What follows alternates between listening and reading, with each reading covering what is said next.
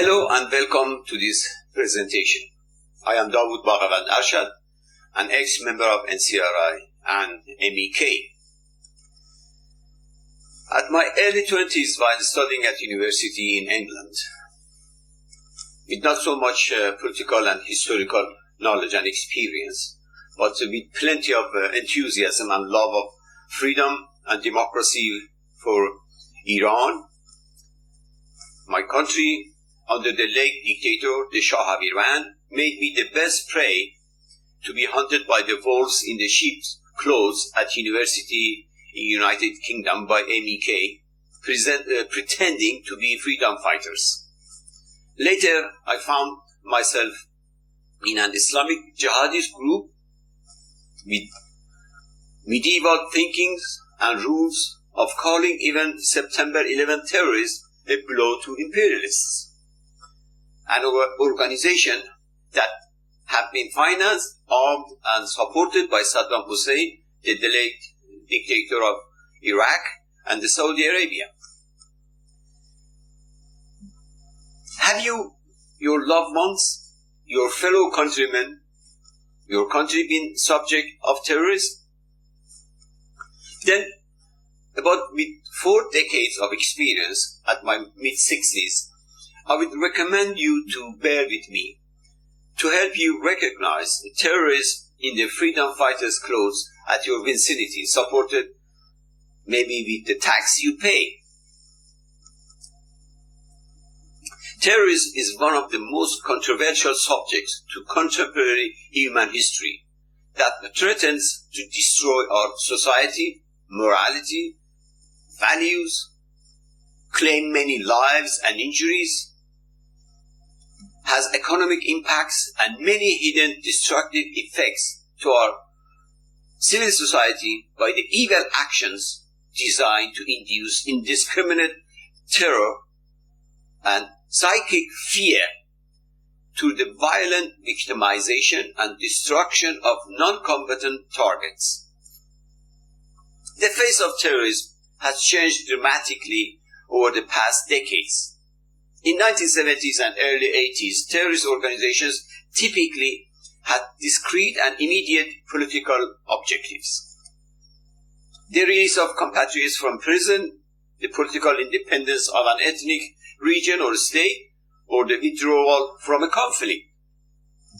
To further these goals, terrorists engage in kidnapping, hijacking, small-scale hostage-taking, and other operations involving relatively low levels of violence. As summed up by a leading expert in terrorism, traditional terrorists wanted a lot of people watching, not a lot of people dead. Today's postmodern terrorists like MEK, ISIS, Al Qaeda have eschewed unconstrained, modulated violence.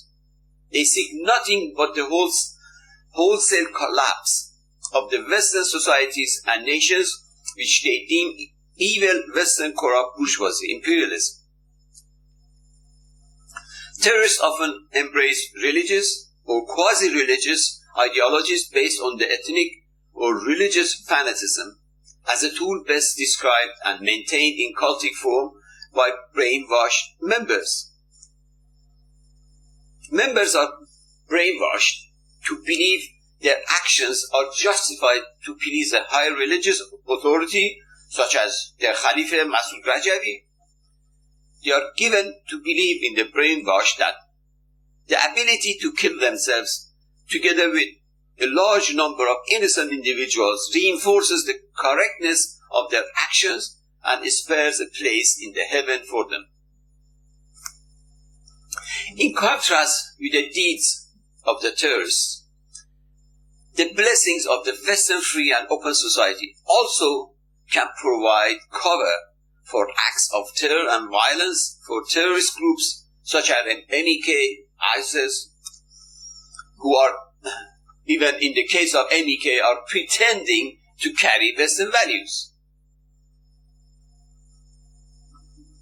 One of the unique common denominators of all the terrorists is the leading terrorist figure called ideological leader or Caliph, such as Abu Bakr al-Baghdadi of the ISIS terrorists, or Bin Laden of Al Qaeda, and Masoud Rajavi of the Mek terrorists.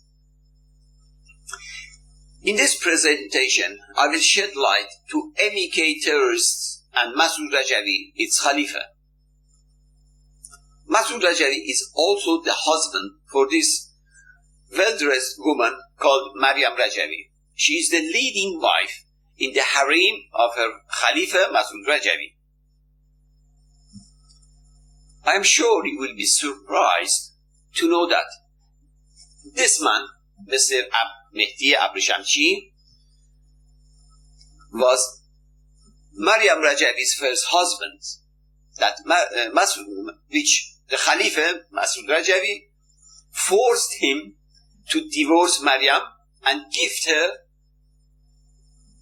to his Khalifa to become the head wife in his harem. All these Khalifas have one thing in common. They all call themselves the representative of the God on the earth, as Masoud Rajavi also declared. While praising the Khalifa, Masoud Rajavi, Mr. Mehdi Abrishamchi, a Politburo member, explains, quote, "Our Khalifa Masoud Rajavi is only accountable to the God." End of quote. The other common denominator of the terrorists is the more devoted they are, more prepared to commit suicide attack. Members must endorse their suicidal readiness either in a video clip or in writing, and wait for the Khalifa to pull the trigger when and where he suits fit to turn them into a lethal bomb, killing innocent people to accomplish the Khalifa's wish. There are two different categories of terrorists. One are those who are very obvious and known to us, like Abu Bakr al-Baghdadi or Bin Laden. Therefore, civilized world must protect itself against them. But there are terrorists that not only hide their lethal thinking, but pretend to bear thinking that even takes or makes you spend your money and tax to promote them. They look like this, Maryam Rajavi, a terrorist leader, or like this, Aliza Jafarzadeh, a terrorist member which represent them in United States. Their appearance is decorated purely to deceive the world about their terrorists in human nature. Terrorists do not only commit crime against civilized world, but against their own members. Maryam Rajavi, being the head wife in the harem, later forced all members to divorce their wives, so could enter the harem of Masoud Rajavi as wives of the harem, including my own wife. Maryam Rajavi described the joining of the harem of Masoud Rajavi as the only path to the liberation of women from all discrimination and exploitation, especially by the husband within traditional family. She argues, since Masoud Rajavi is free of exploitation, having sex with him in his harem is a revolutionary way to free women from exploitation of their husbands within traditional family, which Rajavis consider it a ground and a stronghold for the exploitation of the woman. She argues this is a revolutionary way of killing two birds with one stone. The first, freeing women from exploitation. The second, destroying traditional family, the stronghold of exploitation of women, it is by her husband. One could not expect stronger logic from a pimp. She now lives in Albania and Paris, and unfortunately, many politicians help her to move in and around Europe and its power corridors. Her role is to hide her husband and Calipha, thinking horrified rules and thinkings and teachings, and the Islamic State he plans for the future of Iran and the whole world. To do so, Maryam Rajavi deceivingly parrots the Western values, which are formulated in her 10-point plan for future of his Calipha's empire and all the Muslims around the world. Reading her plan from the official website of the MEK called Mujahid Jihadis, quote, "We are committed to the abolition of the death penalty," or "We are committed to the separation of religion and the state," or "We believe in the rule of law and justice. We want to set up a modern judicial system based on the principles of presumption of innocence, the right to defense, effective judicial protection, and the right to be tried in a public court." Or, "We are committed to the Universal Declaration of Human Rights and the international covenant and conventions, including the International Covenant on the Civil and Political Rights, the Convention Against Torture, and the Convention on the Elimination of all forms of discrimination against women." End of quote. Very nicely presented in the windows of this deception. To give you an idea what she hides behind all this, I will read from MEK's official paper called Jihadist or Mujahid, issue number 3, page 7, where her Khalifa Masoud Rajavi puts forward the ideal courts and judicial system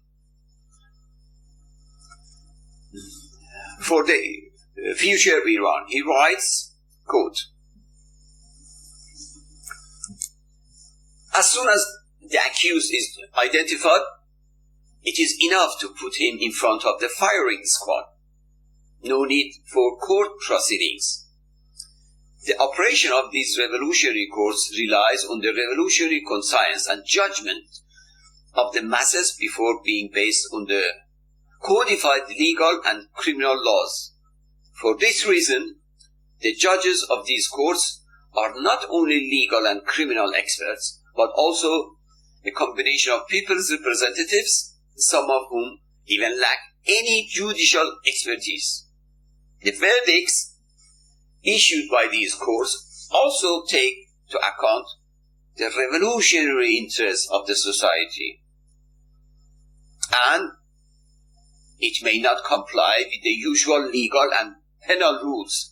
It is possible for these courts to sentence an accused to death, while under classical law it is not punishable by death." Rajavi continues with a horrifying example to justify his barbaric courts.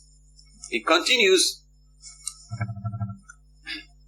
"For example, in the war called Ahzab 1400 years ago, when Muslims discovered that the Jewish tribe had betrayed them in Medina city during the siege of the city by the pagans of Mecca, Muslims arrested all of 700 Jewish tribe members, executed them overnight.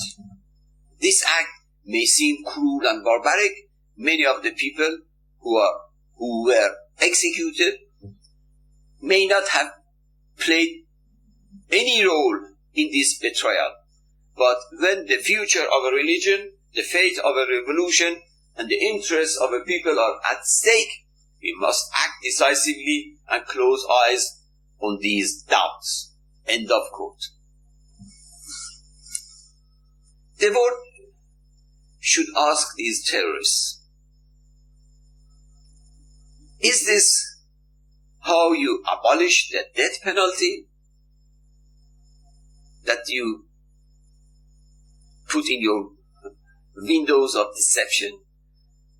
And is this the separation of religion and state, while the judgments of your courts based on the interests of your religion and how you believe in the rule of law and justice? And is this the modern judicial system based on principle of presumption of innocence, the right to defense, effective judicial protection, and the right to be tried in a public court, where your examples come from 1400 years ago? As I said, this is the most dangerous types of terrorism, and the jihadists that cry, whine, and sell vinegar to us. This is terrorists inside out, and everyone should look out for them. Let's see if Aliza Jafarzadeh, this nice looking guy, fits into the category of a time bomb. I mentioned that the terrorists must always be suicidal ready.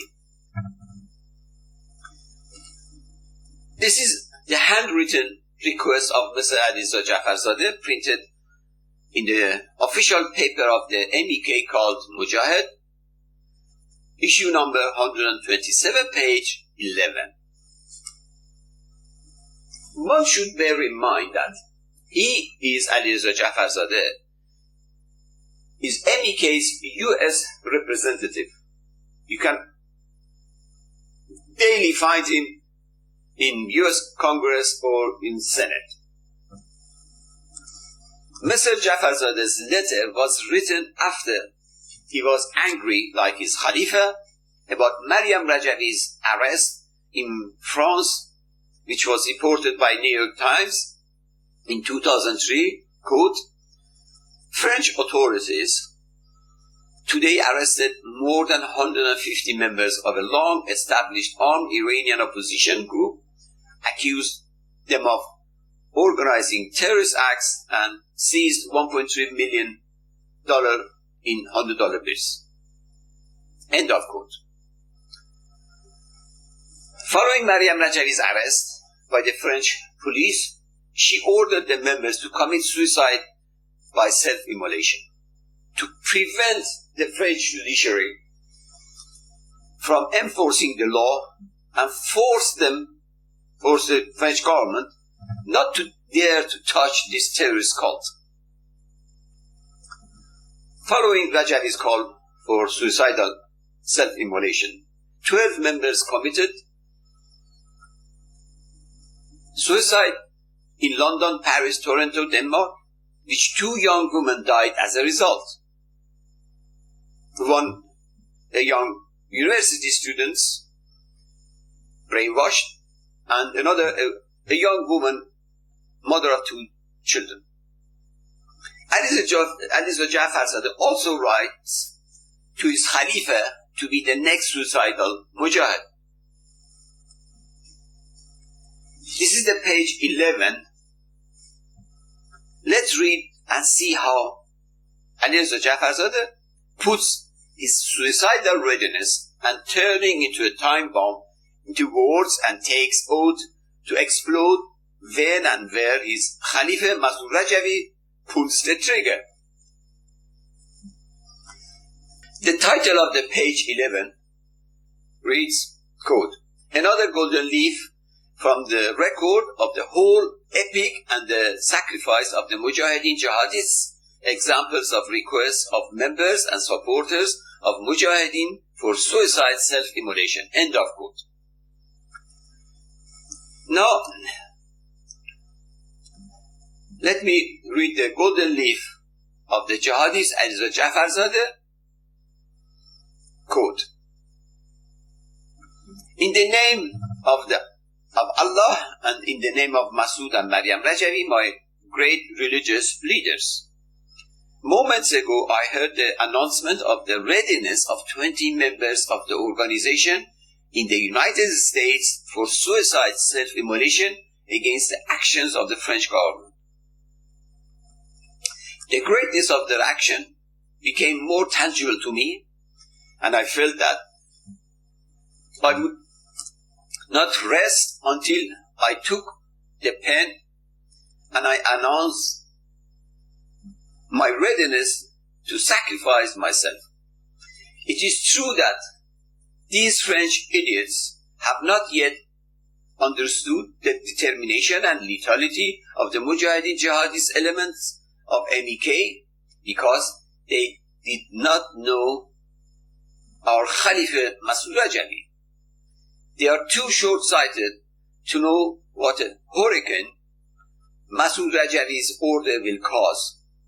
And if Masood Rajavi gives the orders, this generation of Mujahideen jihadists will burn their world into ashes with all its dimensions. And indeed, if Masood Rajavi orders, they will all learn it the hard way. Therefore, as the least valued member of MEK jihadists, I hereby inform the organization in writing my readiness for suicide self-immolation with determination, and at any time and in any place our Caliph deems fit. May I fulfill my duties to our Caliph Masood Rajavi in this way. Signed, Alisa Jafarzadeh. End of quote. Best explained the mentality of such brainwashed terrorists by Elizabeth Rubins of New York Times on July the 13th, 2003.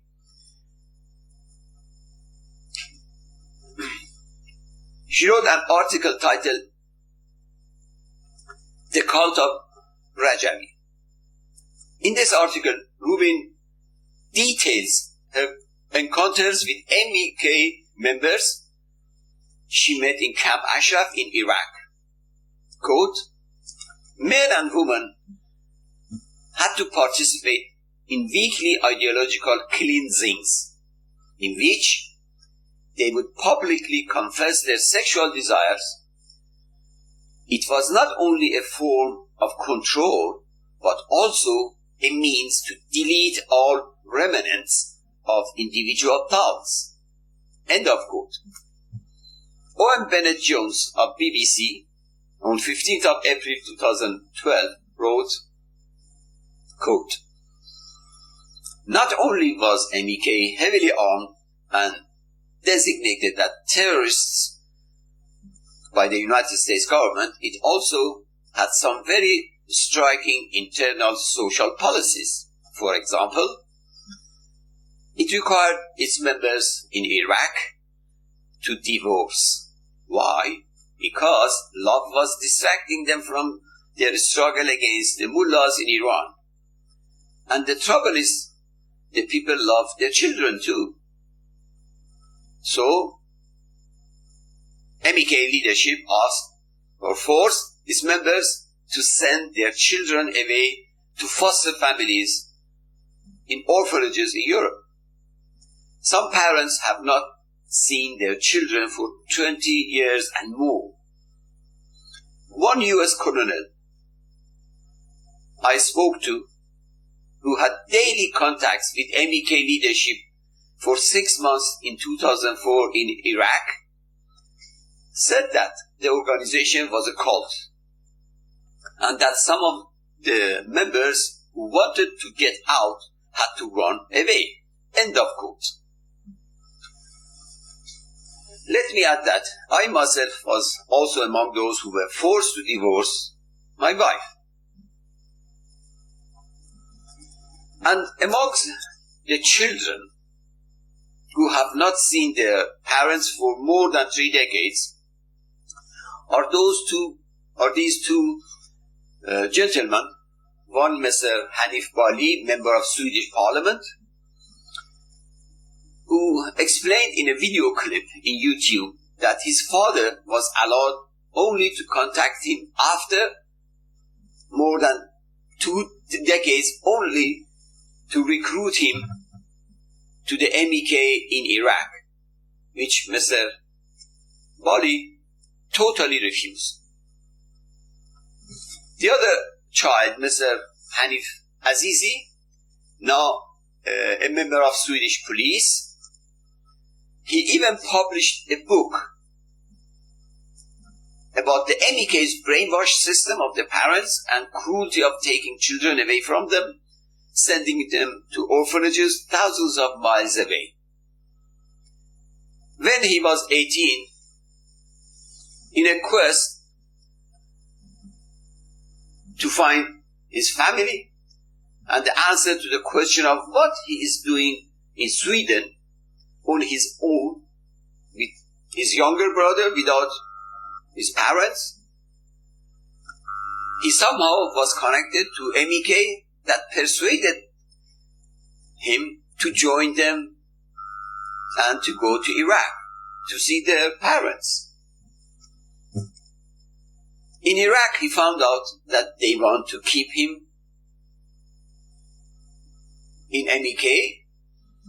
So, with the excuse of coming back to Sweden to take his younger brother with him, he managed to escape and never went back to Iraq.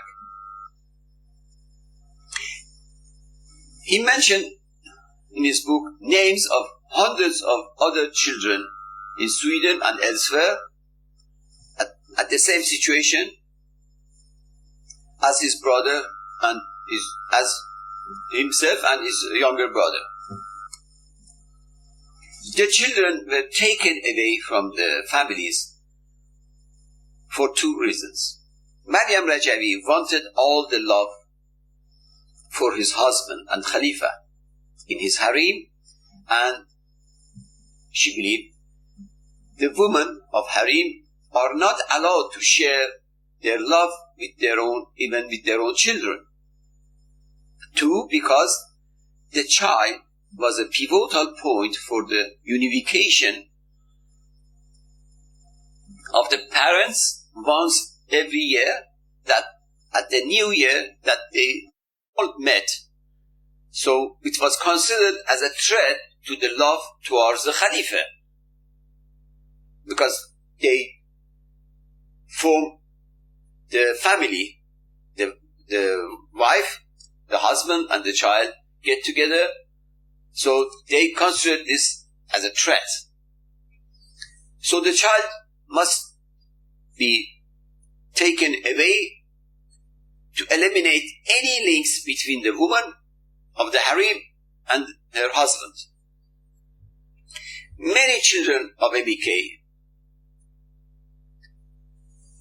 who were deceived to go back to see their parents and were trapped in Camp Ashraf in Iraq because they were not allowed to return, committed suicide.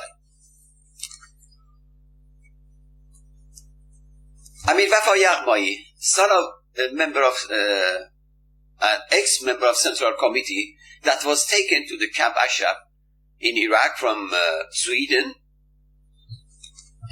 when he was 14, was also trapped. He described in a video clip that quote, "I was told by my commander, called Jalal, there is no exit from MEK, but you can either commit suicide or escape so we can shoot you and kill you while you are running away." End of quote. Amir, like myself, could only escape MEK prison after United States Army took over control of the MEK after coalition forces occupied Iraq. So Amir and I, together with hundreds of more MEK members, took refuge with the coalition forces. All these facts, which are a drop of an ocean of MEK's terrorist cult cruelty even against their own members and the children, shows that how barbaric they are. And the terrorists, like MEK, lack any human values and principles. But, as said, the difference between these two types of terrorists, Masoud and Maryam Rajavi, and Abu Bakr al-Baghdadi or ISIS, leader of bin Laden, this one is so sophisticated. But this one, you know how deadly they are and what they represent. These terrorists have direct and immediate reaction against contemporary human achievements like democracy, freedom of speech, rule of law, unfortunately like the one happened in France in case of Charlie Hebdo of office, or in the case of that unfortunate innocent French teacher. So we know they are bombs, they represent destruction. But this one is so sophisticated that in order to reach their terrorist jihadist ends, not as Rajavi puts it, in petty goals of 3,000 massacred in September 11, but in great strategic scales of total destruction of the whole Western corrupt civilization. So MEK terrorist thinking strategy, they hide their evil goals to neutralize all proactive counteractions by the free world, by borrowing some of the humanitarian values such as democracy and freedom, and set them very nicely in their window of deception as a cover to their real face until they reach power, not only without any opposition from the free world, but even with the help of them. When they have all the means and the power, it would be too late to stop, or would claim a very high price in unbelievable scales before one could stop them.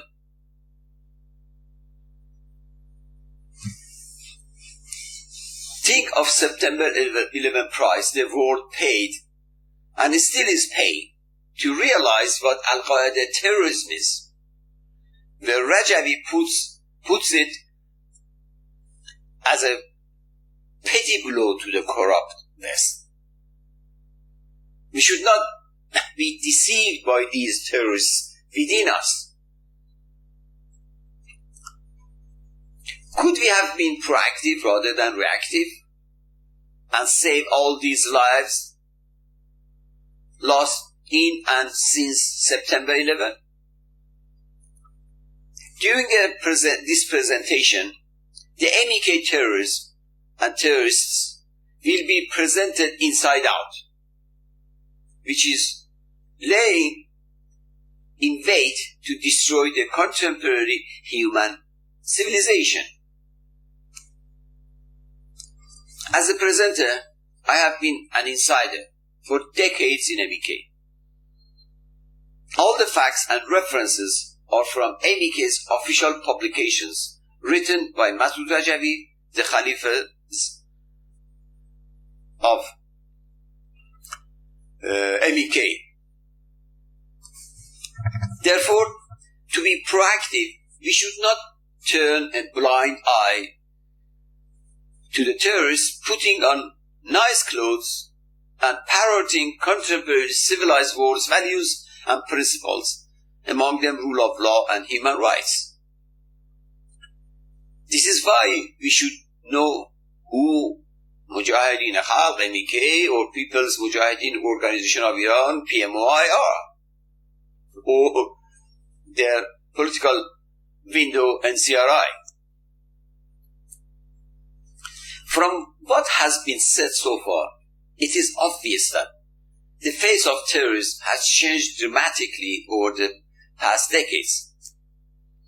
To give you an example of how terrorist leaders utilize the Western blessings, The El País newspaper of Spain disclosed that MEK has been paying nearly 1 million euros to an ultra-far-right party of Vox of Spain to be founded and operated in Europe, which advocates an end to the existence of the European Union as their party goals, where in return Vox would support MEK in Europe by paving the grounds and facilitating the presence and activity of Maryam Rajavi and its members in European Parliament or in European power corridors. One could see the Vox party founder, Mr. Arjo Vidal Quadras, and Maryam Rajavi almost everywhere. Interesting to know that Vox party is anti-Muslim and MEK is planning an Islamic State for Iran. The Guardian of London, September 2012, disclosed MEK's atrocities in the West and wrote, quote, "A designated Iranian terrorist organization have won a long struggle to see it unbanned in the United States after pouring millions of dollars into an unprecedented campaign of political donations, hiring Washington lobby groups, and payments to the former top administration officials," end quote. MEK bribed officials to be delisted from terrorist lists of United States and European Union. To grasp an idea about the extent of the world's concern about MEK being delisted by bribing officials, just type in any search engine, MEK to be delisted. Excuse me. Associated Press in February 2017 wrote by John Gamber, quote, "Trump cabinet pick paid by controversial Iranian exile group." It added Trump's transportation secretary received $50,000 for 5 minutes speech to MEK, previously called a cult-like terrorist group by State Department, end quote. There is no serious media report about MEK, not to warn about MEK's violence and act of terrorism, especially against American interests. MEK was established in 1960s as a Marxist Islamic group combining the barbarism of jihadists and Stalinism together, using assassination and suicide bombing as their main campaign. The Politico website wrote by Daniel Benjamin in December 2016, quote, "For decades and based on U.S. intelligence, the United States government has blamed MEK for killing 3 U.S. contractors, bombing the facilities of numerous U.S. companies and killing innocent Iranians," end quote. From the first days of the downfall of the Shah in Iranian revolution, MEK pressed for the downfall of imperialists led by United States. Rajavi wrote in his paper Jihadist, issue number 4, page 2, quote, in other words, since at the present stage of history, the main conflict in human history is the conflict between people and imperialists, then forces, parties, and governments, regimes must be in the people's front at war with the global imperialism, led by the United States. Otherwise, they will inevitably fall into the camp of imperialists and against the people. End of quote. Rajavi, that was not content with the downfall of the Shah of Iran as a revolution, called for downfall of the United States as the second but the main phase of Iranian revolution by overthrowing the imperialists as the main Shah. In his paper, Jihadis, issue number 4, page 2, quote, Rajavi writes, the only way to the liberation of nations is to struggle against imperialism. End of quote. In this respect, Mek relied then on the Soviet Union, Soviet Russia, the second superpower, and his own leading role in assassination of US personnel working in Iran. Unlike when Masoud Rajavi, the Mek's Calipha, was in Iran, before his self-exile to France, he denies assassinating the Americans. Let's examine Rajavi's false claims that if he has nothing to do with assassinating US citizens and officials.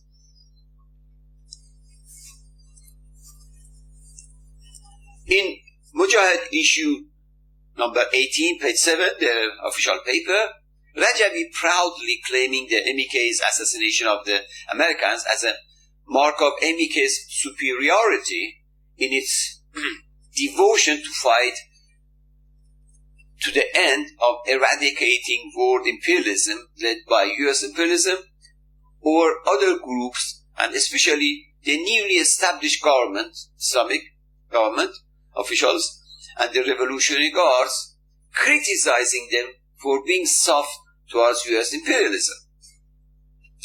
The title of the article, Index 3, reads, quote, a word with the Revolutionary Guards brothers who put bullets in the chests of the Americans, end of quote, meaning we put, Mek. Paragraph Index 1 reads, quote, at least none of the American criminals have no doubt about our anti-imperialist stance, because they were the first to receive our bullets in their chests. End of quote. In paragraph Index 2, one can read, quote, that is why they conspire against us by arresting Mohammad Reza Saadati while tracing CIA networks in Iran. End of quote. I will come back to this CIA and Saadati incident claim of Masoud Rajavi. Masoud Rajavi openly and proudly mentioning his terrorist atrocities against foreign nationals, he was hoping to be able to manipulate it to radicalize the country's political atmosphere to exert enough sociopathic pressure on the Iran's late religious Ayatollah Khomeini, the supreme leader of the revolution, to declare holy war against the United States. In this regard, Rajavi, while praising the Ayatollah Khomeini for his overthrowing the Shah, begged him to continue the revolution by overthrowing the US imperialism as the real Shah, as Rajavi used to put it. Mek's official paper was filled with titles and articles in order to advocate this, such as, quote, let's create a new Vietnam for United States in Iran. Or, without destroying US imperialism, we cannot even solve the problems of our schools. Or, Even a 10-year-old child being recruited in a revolutionary organization like MEK can make US imperialism suffer big blows using 10-year-old children. Let's arm the nation against imperialists, or fighting to the end with US imperialism is the only way to the liberation. End of quote. Compare all these nonsense with what Maryam Rajavi is parroting the contemporary human values to deceive the politicians. This next document is a screenshot of US government website in 2021, which reads,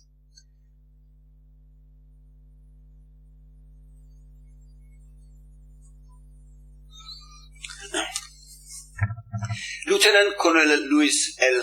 Hawkins was shot and killed as he walked from his home to work at the Directorate of Financial Management. According to the telegram 4249 from Tehran, June the 16th, a militant named Reza Rezai was the alleged mastermind of the plot. End of quote. This is the picture of Reza Rezai, member of MEK's Central Committee, and this is the screenshot of the official website of MEK in 2021. That MEK is glorifying Reza Rezai as a great jihadist. In the next document, the jihadist issue number 4, page 2, Masoud Rajavi praising killing of the Americans, even mentioning the names of the victims of their terrorism. Under the subtitle Index 1 reads, quote, going to war with imperialism, led by American imperialism, is the only way for the liberation. But the paragraph Index 2 reads, quote,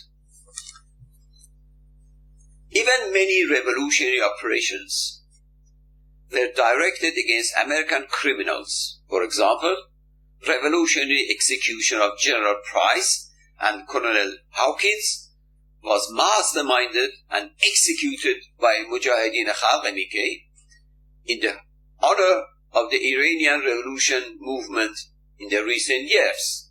End quote. The next document is Iranian daily newspaper reporting the details of the terror with a picture of Hawkins on the front page.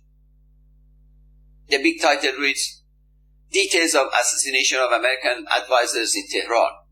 The next document is another daily newspaper reporting when Reza Rezai was killed while being arrested by the security forces. The title reads, Reza Rezai, the mastermind of the terror of American advisors, was killed. Reza Rezai also fought alongside of Palestinians with their war against Israel. Therefore, against Maryam Rajavi and Masoud Rajavi's claims in the West, Masoud Rajavi's written article in the official papers and present websites not only proves otherwise, but they are proud of their terrorism and assassinations. Let me also, as an insider, add that when Colonel Hawkins and General Price were assassinated by MEK, their briefcase full of documents was confiscated by MEK operatives and later handed over to one of the Russian embassies outside Iran.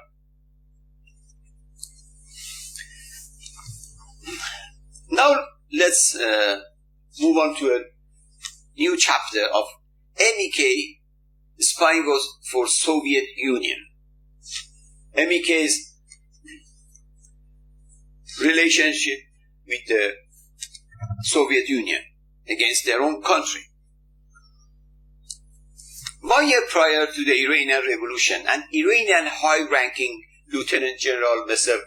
Ahmad Muqarrabi and Mr. Ali Naghi Rabbani, a high-ranking official of the Ministry of Education, were arrested, tried and executed by the Shah's government before the revolution for spying for the Russians for 30 years.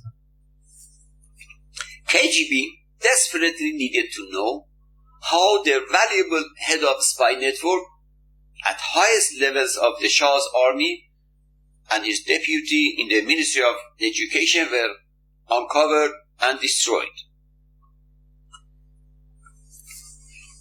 KGB ordered Maryam Rajavi to find out.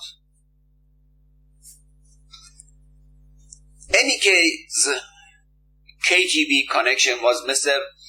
Mohammad Reza Saadati, member of MEK's leadership, nicknamed Seiko by KGB, an engineer who had a history of working in Iranian steel factory, which was established and run by the Soviet Russia since 1967 at Shah's time. Maryam Rajavi, having received the order from KGB,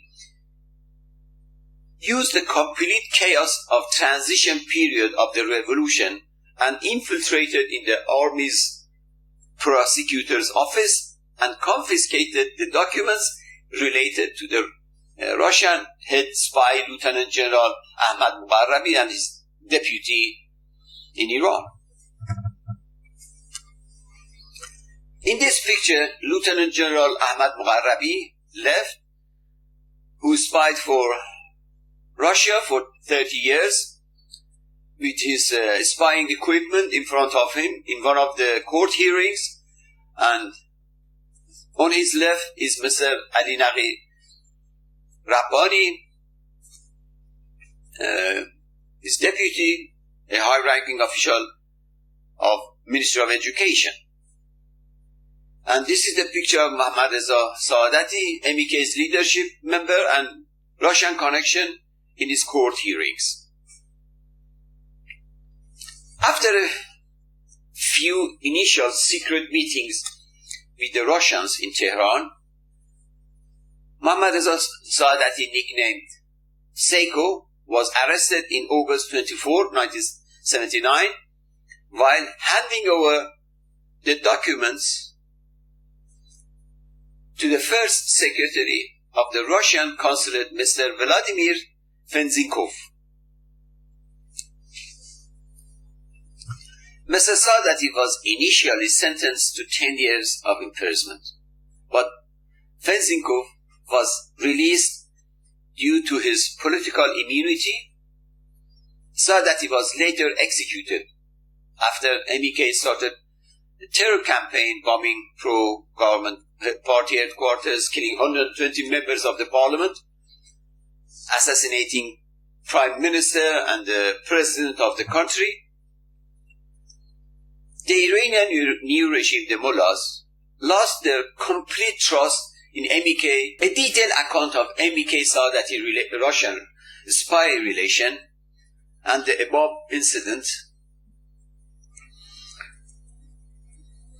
can be found in the chapter Saadati of a book titled Inside the KGB, My Life in Soviet Espionage, written by Vladimir Kuzichkin,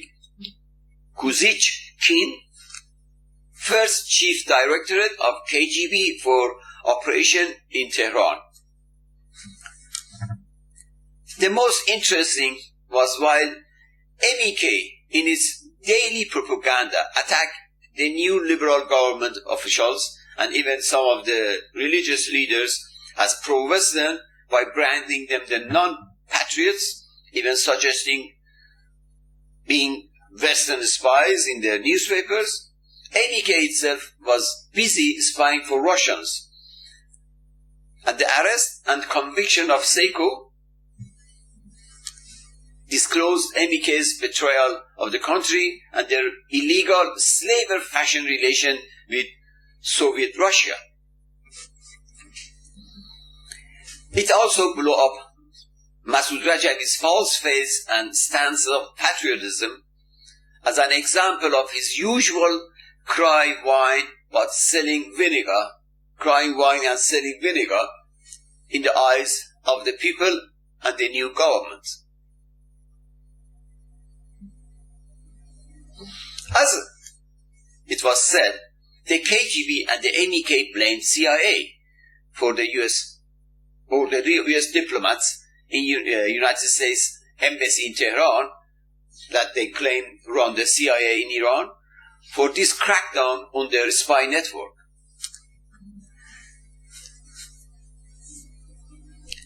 Therefore, would KGB and Russia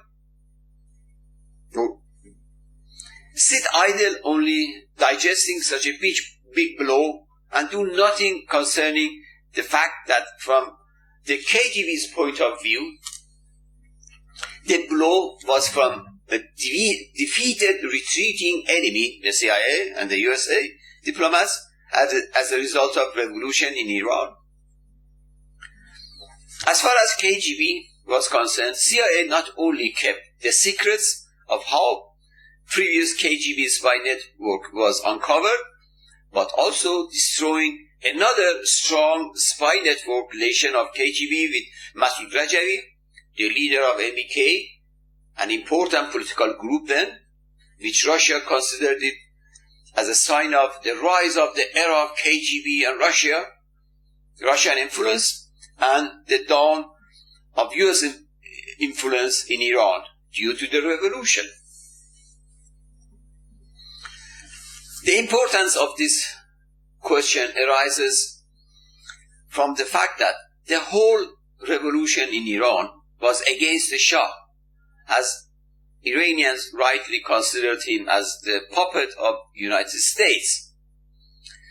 Consequently, hundreds of leftist groups, pro-Russian, appeared overnight that together with the ordinary people on the streets chanted "Death to America." Let's see how the Russian and Masoud Rajavi reacted to this blow, to the elimination of the spy network. Immediately after MEK intensified its political propaganda against America as US imperialism, advocating that after the Shah, it is the imperialism led by US imperialism as the real Shah that must be toppled by armed struggle. MEK's official papers were filled with articles with content of advocating armed struggle against the United States. 4 months was needed for this propaganda campaign to give its fruits, where MEK was ready to launch its counterattack on behalf of KGB and launch the occupation of US Embassy in Tehran. Since this was the second attempt to occupy the US Embassy by MEK, since the first attempt was 3 days after the victory of the revolution, which then Khomeini, the supreme leader of the revolution, ordered them to leave the embassy immediately. Masoud Rajavi, this time, did it under the name of some students who later called themselves students of the line of Supreme Ayatollah Khomeini. This name was chosen in order to neutralize Khomeini's opposition to the seizure and win his support for the continuation of the occupation which worked. Students of the line of Khomeini, a name that was very intelligently chosen to force him to endorse the occupation of a foreign country's embassy, especially while being under the propaganda bombardment of MEK for being soft against the United States and not starting the holy war against America as the real Shah. Khomeini was under a great social pressure. According to the MEK's official paper, issued number 18, page 7, Maryam Rajavi wrote, quote, "From the first moment of the seizure of American spy net, we stationed our military units in the United States Embassy compound to guard the brave students who sieged the U.S. spy net," end quote. This socio-political pressure exerted by MEK and other Soviet-orchestrated leftist groups, plus general anti-American political atmosphere in Iran, forced Khomeini to change his immediate initial rejection of the seizure decision, which ordered the students to leave the United States Embassy compound, and unfortunately surrendered to Maryam Rajavi's propaganda and endorsed the occupation after 2 days, which lasted, unfortunately, for 444 days.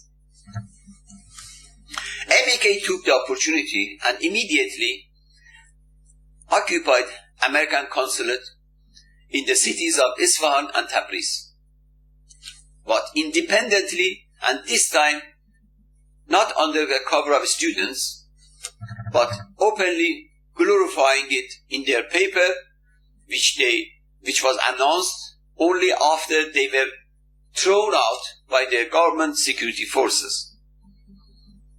Quoting from their official paper, issue number 11, page 3, the title index 1 reads, "Report of how 2 of MEK members were injured while being thrown out of the American consulate after they had occupied the consulate in Isfahan and Tabriz cities." The subtitle 2 reads, "How the American consulate was occupied in Isfahan by MEK members," end of quote. MEK, praising the occupation as a heroic seizure of the American embassy, reminded the responsibility of the Iran's officials to fight with imperialism to the end. Iranian government, aware of the infiltration of the MEK members and other leftist groups within the so-called students occupying the U.S. embassy, started a big purge within MEK members in the embassy.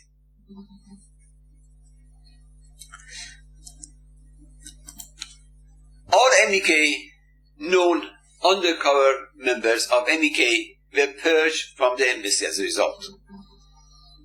In this picture, first from left, is Mr. Jafar Zakeri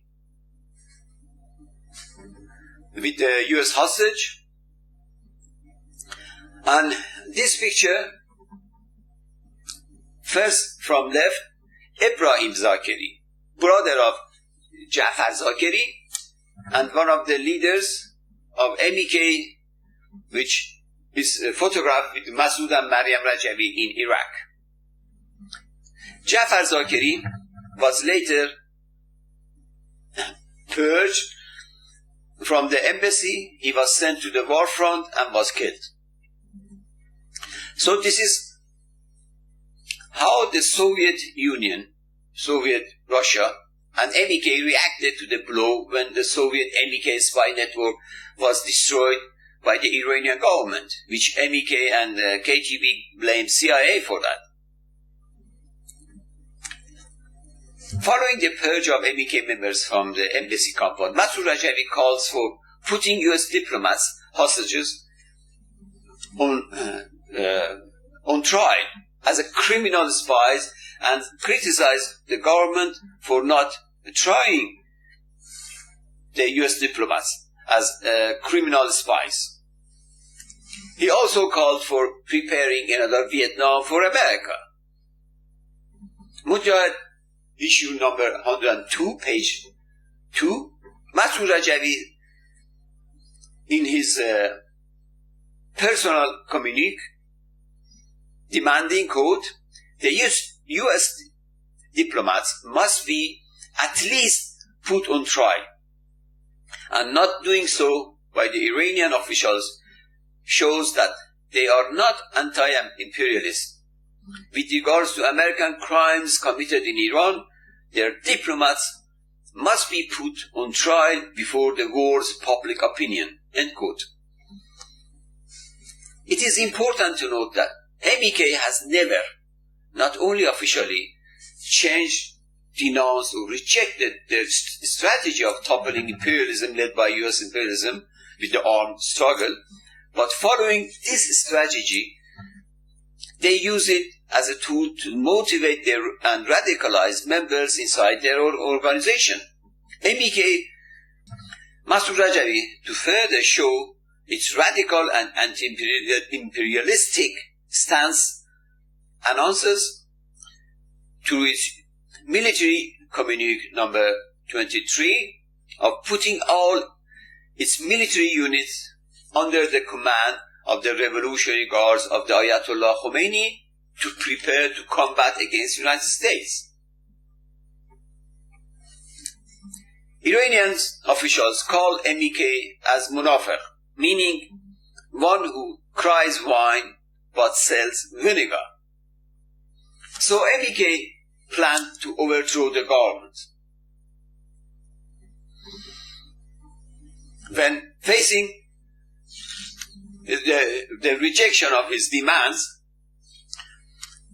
of the government to go against United States or the supreme leader Ayatollah Khomeini to declare holy war against United States, Masoud Rajavi plans to overthrow the government. Masoud Rajavi, MEK Caliph, believed he must have been in the position of the leader of the Islamic Revolution and the spiritual leader of the Islamic world, and his role has been stolen from him by Ayatollah Khomeini, the leader of the Iran Revolution.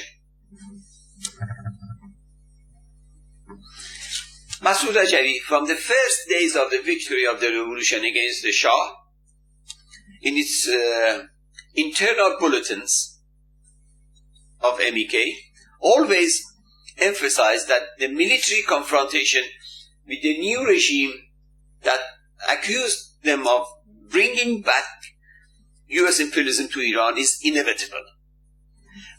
He added the right time is when MEK has completely prepared itself for such bloody confrontation by gathering arms and organizing the military units. Under the guise of the preparing to fight against U.S. imperialism, MEK organized military units and marched independently on the streets of the capital Tehran and other cities while collecting arms and ammunition to prepare for the overthrowing of the new regime. These pictures are MEK's military units in the streets of the major cities,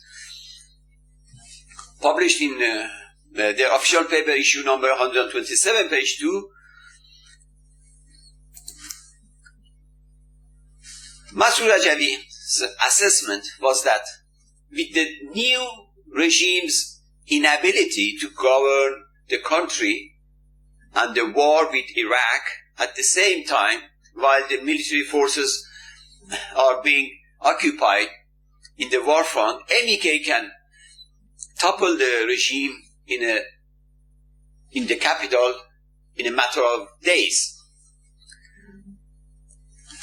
The daily clashes between MEK militia and the supporters of the regime, which was organized in order to counter MEK's activities, occurred on daily basis. In 2 years of MEK's preparation for military confrontation with the new regime to overthrow it, 52 of MEK's militia were killed and many injured in the street clashes. MEK issued a military communique number 25 giving an ultimatum to the regime on June 18, 1981, and stated in it they will quote, they will confront the regime with their full power from now on, and then, end quote. 2 days later, on June the 20th, 1981, MEK organized a rally without the consent of the government in Tehran, where they intended to march towards the parliament and the government buildings and the Ayatollah Khomeini, the supreme leader of the revolution's residence, to test a popular coup d'etat. Demonstrators clashed with the police, resulting in many deaths and injured on both sides. MEK responded by bombing campaign, by mass killings of important figures of the new regime, killing many people by suicide bombing in the mosques and public places, and a reign of terror began. MEK used his undercover elements infiltrated in the government offices to bomb and eliminate political figures who considered as pro-West, including Dr. Mohammad Beheshti, who was educated in Germany. Dr. Beheshti was assassinated along with 120 party and parliamentary members in a single bombing of their party congress meeting by MEK undercover member Mr. Mohammad Reza Kolahi. Later, presidential office was bombed, killing the Iranian president and the prime minister at the same time by another MEK undercover member infiltrated in the office called Mr. Masoud Kashmiri. He lives in Europe with his wife and children under the protection of MEK. Thousands more ordinary people, shopkeepers, students, teachers, were assassinated by MEK's suicide bombings and hit squads simply for supporting the government. MEK was the first in the Middle East region to use barbaric technique of suicide bombings in public places and mosques by underage teenagers for mass killings. Masoud Rajavi had learned this criminal technique of suicide bombing in Palestine while he was fighting for PLO against Israel, where PLO militia used suicide bombings only against Israeli tanks. But Rajavi used it in public places such as mosques, at Friday prayers in Iran, where they were packed with people. This technique is unfortunately now commonly used by terrorists in Afghanistan and elsewhere around the world.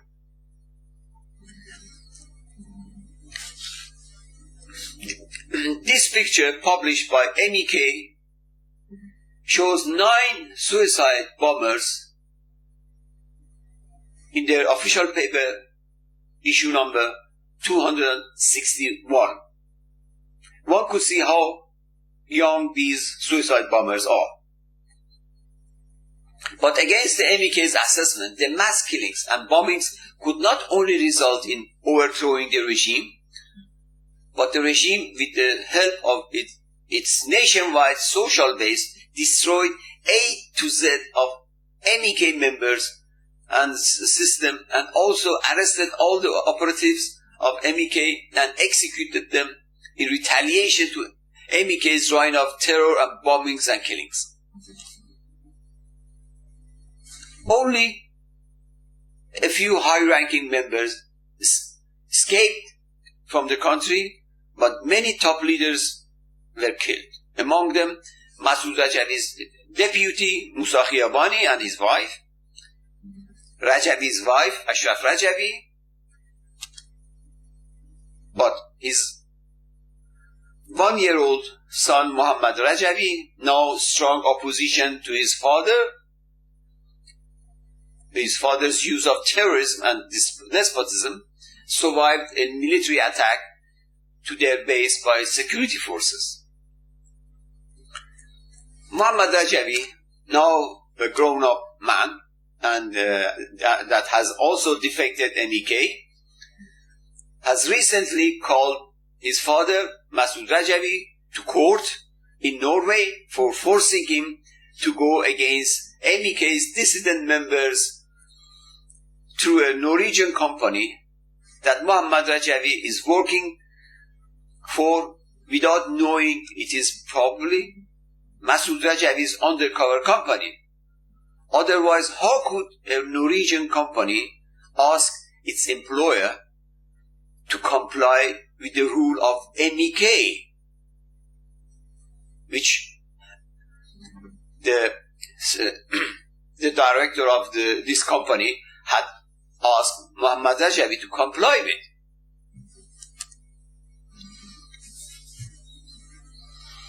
Rajavi, who escaped the country shortly after his start of armed struggle, was aware of the West's knowledge of his anti-Western stances and his terrorist nature, especially due to the assassination of the US citizens and a couple of years back, and his direct role in seizure of US embassy in Tehran and US consulates in Isfahan and Tabriz. Therefore, used Dr. Abul Hassan Bani Sad, the first democratically elected president of the Iran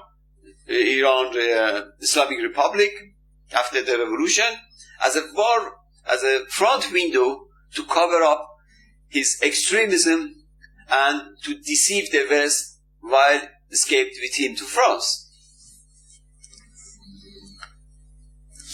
This self-exile was aimed, as Rajavi himself puts it, to neutralize the imperialists' measures of arresting Rajavi and also preventing them from creation of a pro-Western political alternative, while MEK was busy overthrowing the regime in Tehran.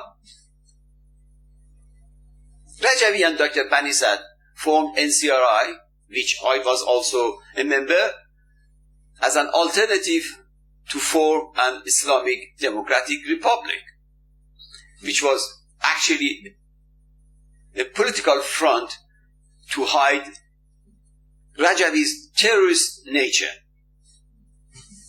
Although Rajavi's first wife was killed in armed raids to MEK bases in Tehran, Rajavi did not wait long and married with Dr. Bani Sad's 18-year-old daughter, Miss Firuze Bani Sad, in Paris to cover up his real intentions of using Dr. Bani Sad as a liberal window. His marriage caused huge reaction within Iran and MEK members. Cultic nature of MEK as an inevitable part of the nature of any terrorist group surfaced after being totally wiped out from inside Iran. The initial signs of cultic signs appeared while Masoud Rajavi was married to his second 18-year-old wife. He was also attracted to his personal secretary, Maryam Rajavi, later becoming Maryam Rajavi, then the wife of a Politburo member, Mr. Mehdi Abrishamchi. Rajavi forced divorced Maryam from her husband and married with her as his third marriage, calling it following the Prophet Muhammad's traditions and as a will of God. Furthermore, and surprisingly, Rajavi called his cultic marriages an ideological revolution within MEK.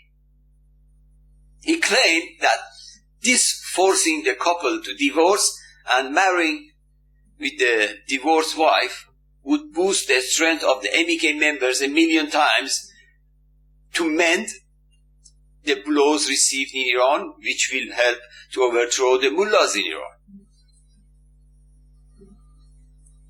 At this stage, while hundreds protested against this cultic and despotic action, Masoud Rajavi lied to the members and said this was the first and the last forced divorce and will not and cannot be repeated in the future. And if it was not necessary, he claimed that if it was not necessary for the boosting of the strength of the movement, he wouldn't have done it. Rajavi's ideological marriage campaign did not help him to remotely overthrow Khomeini regime in Iran from France, since there was no one left inside Iran to take his orders. Especially when hundreds of militia, mostly school and high school students, were arrested on the streets of Tehran and killed inside prisons in retaliation to MEK's terror campaign. Rajavi was involved in a campaign of love affairs in Paris, going from one wedding to another, which caused widespread condemnation amongst Iranians inside and outside Iran, and especially inside MEK members and cadres. Many MEK members inside the prisons even in Iran condemned and even changed sides and joined the supporters of the government. Rajavi's terror and marriage campaigns resulted in total defeat of MEK, not only militarily, but also politically and organizationally. And widespread opposition against the despotism of the cult leader began. Many members outside and inside Iran left MEK. Even in NCRI, the political front, almost all the main and independent members left the coalition. This is the list of the parties, groups, and the political figures who left the NCRI, leaving NCRI to MEK and his members. MEK members and supporters who escaped to neighboring countries under the crackdown inside Iran sought refuge mainly to Iraqi Kurdistan province.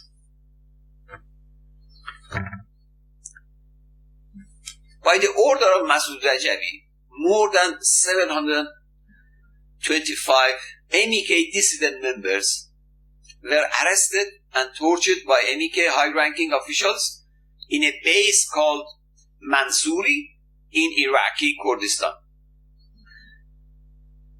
for opposing Rajavi's despotism, terrorism in Iran, and Rajavi's marriage campaigns in Paris. Rajavi forced them under torture to confess in writing that all were spies working for the government, for the Iranian regime. Surprisingly, all those who survived the torture, having confessed in writing to be a spy, returned to their normal duties in MEK. Branding dissident members as a spy was used to silence them. Hundreds of the tortured are now have left MEK and can personally testify in any court. Rajavi also sentenced his deputy, Mr. Ali Zarkesh, to death in Paris for opposing opposing and denouncing Rajavi's destructive terror campaign as terrorism. Mr. Parviz Yaqoubi, another member of the leadership, was expelled from the organization. Yaqoubi had called for the organizational congress in Paris to try Rajavi for the terrorism, which resulted in thousands of deaths among Iranian citizens and as well as MEK members. To counter the opposition in the leadership within MEK, Rajavi promoted overnight his new wife, Maryam Rajavi, and as an ordinary member to the leadership of MEK to support him in the leadership of MEK.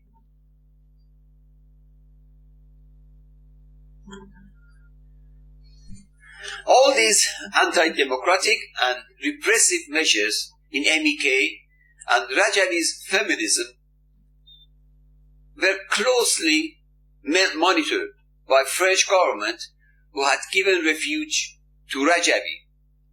Soon came to the conclusion that Rajavi's tree not only had no fruit and even no shadow one could lay under it, but it is a disgrace to a country like France to host such a terrorist organization with a despotic leader advocating the most reactionary readings of Islam. Consequently, asked Rajavi to leave France.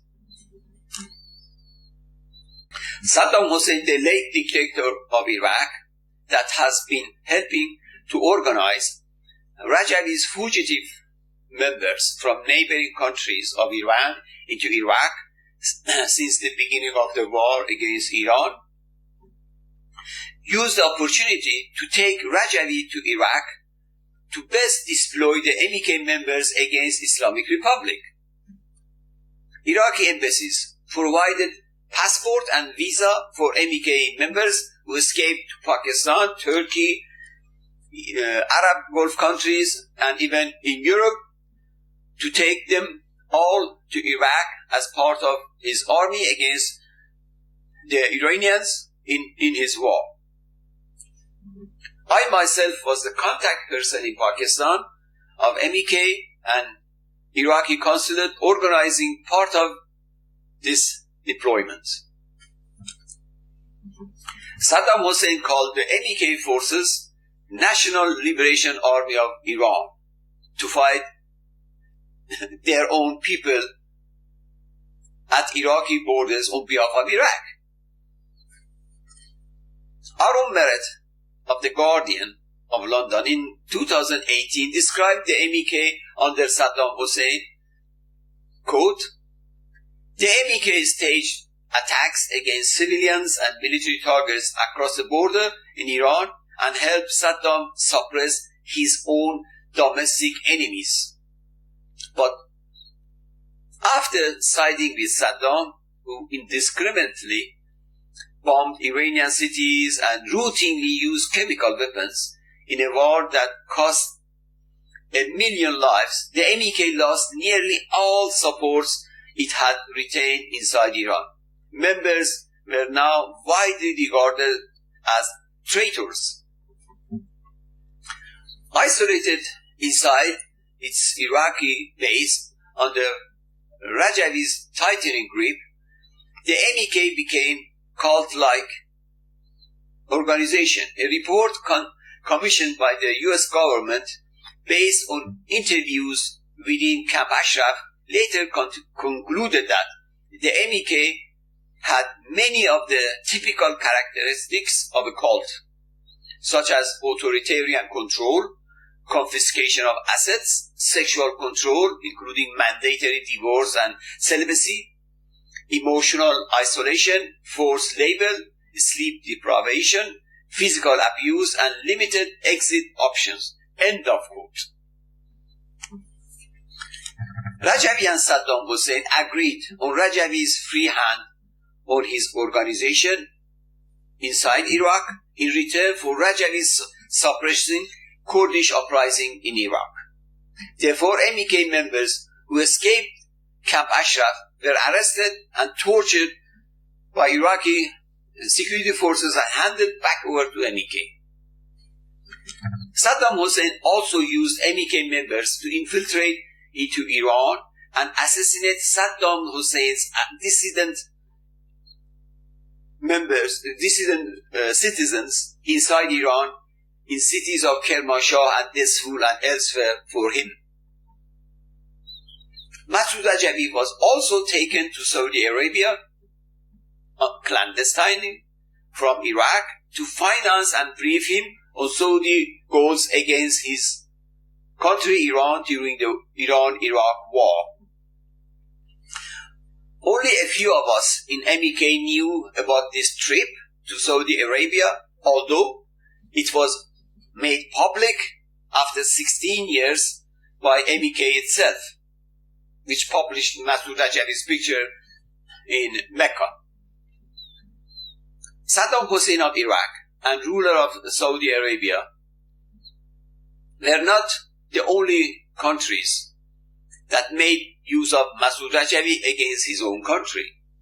According to NBC, 2 US senior officials confirmed that the People's Mujahideen of Iran, MEK, was financed, trained, and armed by Israeli in killing Iranian nuclear scientists inside Iran. The New York Daily, in an article, Our Men in Iran, by Seymour H. Hirsch, gave a full detailed account of where and when MEK members were trained in Nevada to kill their own countrymen. MEK's collaboration with Saddam Hussein and Israel killing the Iranian soldiers and scientists created widespread and utmost hatred amongst the Iranians inside and outside Iran against Masoud Rajavi and MEK. When ceasefire was called by Iran in Iran and Iraq war, which brought an end to the MEK's use in Iraq for Saddam Hussein, Rajavi, that had found himself trapped at a dead end in Iraq after the ceasefire, to free himself from being questioned by thousands of members, Rajavi claimed to be sent by the God. That meant all the members must blindly obey him and his orders as a rule of God. Many oppose and intend to leave MEK. Rajavi confronted members with new atrocity and against his last promise that there will be no more forced divorces, ordered forced divorce of all families of MEK members, took their children away from their parents and sent them around the world. A reign of suppression of the dissident members began with the help of Iraqi security forces, and Rajavi openly called for IF's suppression in the presence of a 4,000-member assembly to any opposition to his totalitarian rule. 1,000 of dissident members, men and women, were arrested and tortured, some is still missing. Some claim to have committed suicide. Again, all the tortured members were forced to accept in writing to be spies of the government, Iranian regime. Rajavi enforced no exit rule. That meant those who intend to escape would be shot by the camp's guards, which was explained by Mehdi Abrishamchi, bureau member, to a gathering of MEK members. Masoud Rajavi fully supports September 11, 2001 terrorist act as a genuine struggle against US imperialism. It was September 11, 2001, MEK had gathered at the presence of 4,000 MEK members that Masoud Rajavi and his wife, Maryam Rajavi, used as session of mass brainwash. It is known that MEK members are totally isolated from outside world. No letter, no telephones, no contacts, no radio, no TV, no books and newspapers are read. Even members cannot talk to one another, which was branded by Rajavi himself as spy net. They are banned from meeting their relatives, their parents, or anybody outside their cult. But all of a sudden, in this gathering in 2011, September 2011,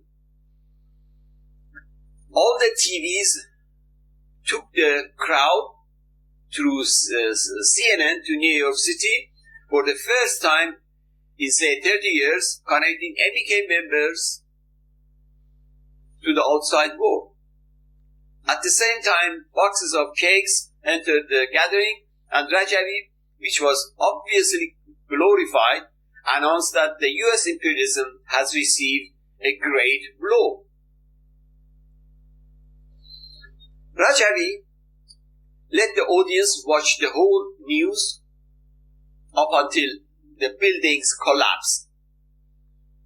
Rajavi explained at the end that, quote, if MEK would have done this terrorist act, far more casualties the imperialists would suffer, because our members all have divorced their partners, their wives, and gifted them to their Calipha, to their leader, which will be translated to greater will in their holy war against imperialism, where Al Qaeda members have not done so.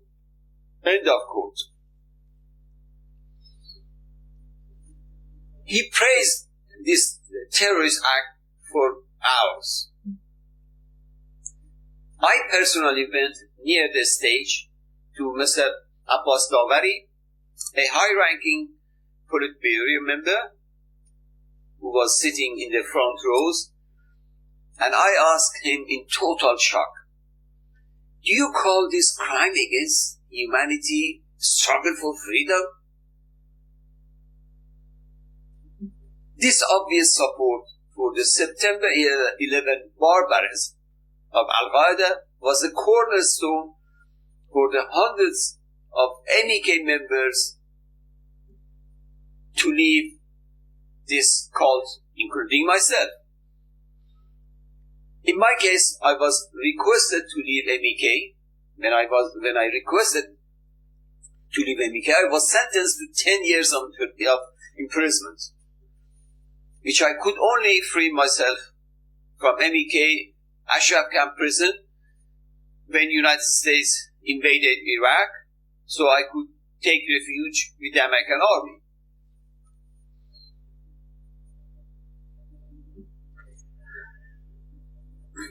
In 2003, Saddam Hussein himself was overthrown, putting a beginning to the end of the MEK's presence in Iraq.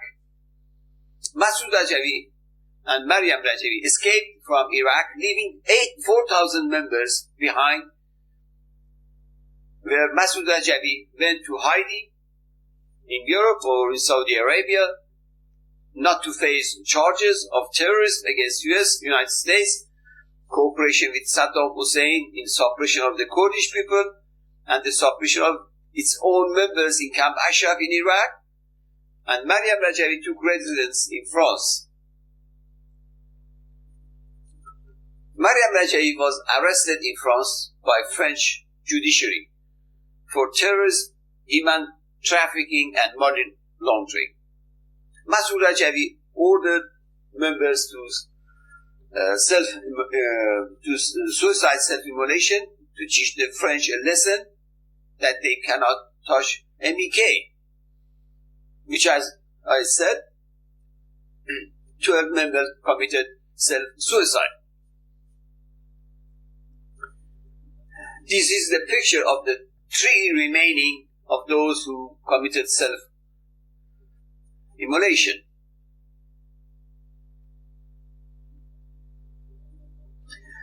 After the overthrow of Saddam Hussein in Iraq, the new government of Iraq asked MEK to leave Iraq, especially with their black history of MEK suppressing the Iraqi dissidents against Saddam Hussein. But Masood Rajavi, who is determined to stop his members from reaching free world, calls Camp Ashraf Iran's second capital from his hideout in Europe or in Saudi Arabia, that Ashraf camp must be defended at the price of the death of all its residents. Their resistance results in tens of MEK members being killed and injured in clashes with Iraqi forces. Families of MEK members inside Iran who were shocked by the news of Camp Ashraf rush to Iraq and show up in front of the camp to save their loved ones from the camp. Another new dilemma begins. Masood Rajavi, who is concerned that the members may leave the camp with their families, prevent the families of the members to meet and brand the families of the members agents of the Iranian government. The families are even stoned at the gates of Camp Ashraf and Camp Liberty.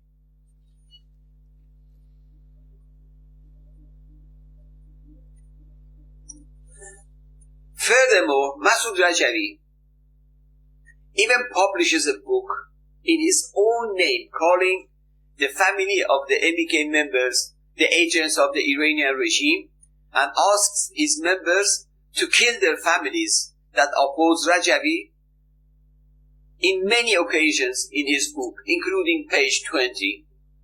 As an example, Rajavi quotes Imam Ali, the first Imam and the successor of the Prophet, and this son-in-law of Prophet, according to the shared Muslim readings of Islam, the first Imam, for giving MEK members guidelines how to react towards their own family that have come to the gates of Camp Ashraf or Camp Liberty and request to meet their loved ones. Rajavi's book, page 20, reads, quote, "The times when we were alongside of the Prophet Muhammad, when we stood up against our fathers, mothers, brothers, and uncles and killed them, this of course added to our faith, belief, and steadfastness." End of quote.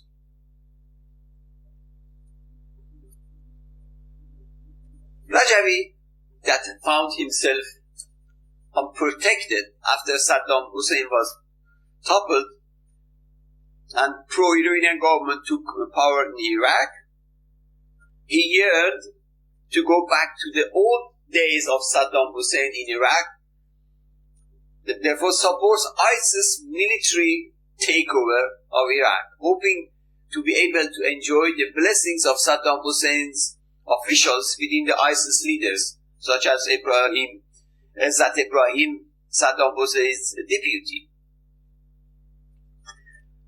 In this screenshot from MEK's official website, MEK calling ISIS occupation of Mosul in Iraq the advancement of the Iraqi revolutionaries to topple the Prime Minister Maliki in the hope of going under the support of the Ba'ath Party leaders in ISIS after ISIS take over Iraq.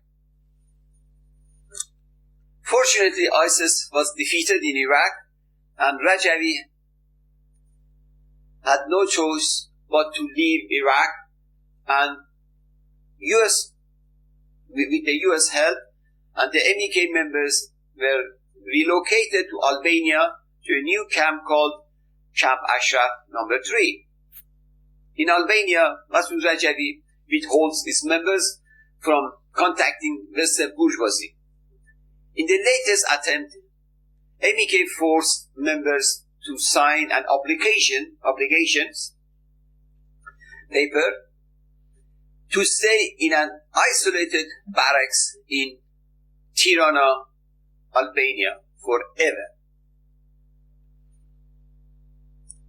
The following file, a copy of the obligation paper, was smuggled out of MEK by those who escaped in Tirana, Albania, clearly shows the cultic and anti-Western tactics of MEK to manipulate the minds of its members against outside world, which the file reads, quote, "My strategy is overthrow, campaign number 10. Treaty to overthrow and declaration of constant MEK membership request to be displaced to Camp Ashraf 3 in Tirana, Albania. 1. The four founders of the National Liberation Army and MEK inside and outside Iran are engaged in a campaign to overthrow the regime and preparation of its means in all directions. 2. With respect to the past martyrs in Ashraf and Camp Liberty, my way is to remain a jihadist and die as a jihadist, and my tactic is overthrowing. Those who escape the jihad for Allah and turn their back to Him will stir up the wrath of Allah, and for such a deadly sin they deserve to be in hell," followed by a verse of Quran endorsing it. Those who break this holy oath are the examples of those whom raise the anger of Allah and deserve to be cursed. Again, followed by a verse of Quran endorsing it. 3.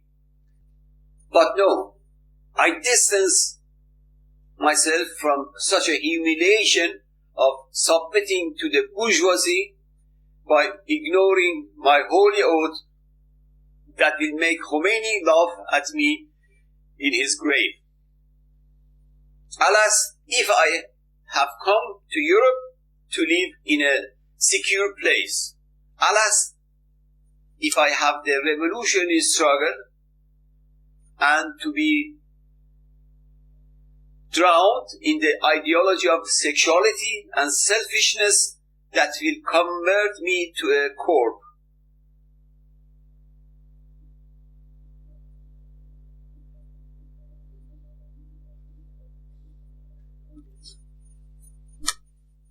For, alas,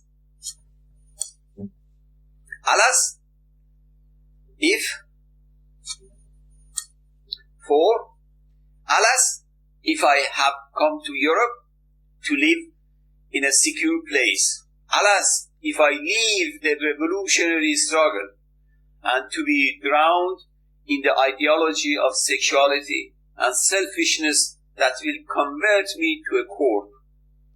6. The great jihad, meaning continuous revolution against reaction and anti-revolutionary bourgeoisie, but by sincerely confessing my sins in the daily collective cleansings meetings, which is the great necessity for the victorious overthrowing and also promotion of MEK in this historic moment. Name and signature. With the full support of US, with the help of Albanian government, Rajavi is allowed to keep the members of his cult captive in Camp Ashraf 3 in Tirana, capital Albania. Described by The Guardian of London in an article titled "Terrorist Cults or Champions of Iranian Democracy, the wild story of the MEK," the article continues as, quote, "Mustafa and Robabe Mohammadi came to Albania to rescue their daughter Somaye. The middle-aged couple have been followed by two intelligence agents of Albania. Everywhere they went, the Mohammedis say their daughter Sumaya is being held against their will by a fringe Iranian known as MEK, widely regarded as a cult. The MEK was once designated as a terrorist organization by the United States and UK, but its opposition to the Iranian government has now earned it the support of powerful hawks in Trump administration, including National Security Advisor John Bolton and the Secretary of State Mike Pompeo. Anti-capitalist, anti-imperialist, and anti-American, MEK fighters killed scores of the Shah's police in often suicidal street battles. The group targeted US-owned hotels, airlines, and oil companies and was responsible for the death of 6 Americans in Iran. Death to America by blood and bonfire on the lips of every Muslim is the cry of Iranian people, went one of the MEK's most famous songs, May America be annihilated. End of quote. This is what MEK is, inside out. I thank you for bearing to stay with me. I would like to emphasize I can be contacted for details on thousands of inside information on MEK's terrorism through the email shown below. I thank you, goodbye, and God bless.